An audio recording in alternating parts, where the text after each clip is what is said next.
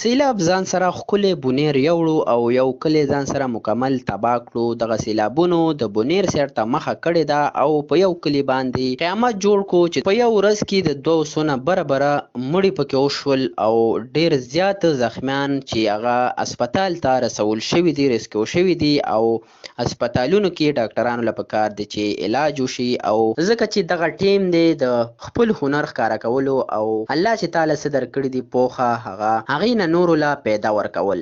دا ټیم چې په بونیر کې کوم سیلابي ریلانې راوتي دي او کلي پکې خراب کړي دي، داسې اطلاعات ملاویږي چې د 200 نه پکې بره مړي وشول په یو ورځ کې او ډېر زیات کسان پکې نیول شوي هم دي چې سخت حالات کې هسپتال ته رسول شوي دي او علاجونه یې شروع دي. دغه د بونیر اپډیټ چې لم درکوو، نور نوې معلومات به له هم درکوو. سخت حالات کې هسپتال ته رسول شوي دي او علاجونه یې شروع دي. دغه د بونیر اپډیټ چې لم درکوو، نور نوې معلومات به له هم درکوو.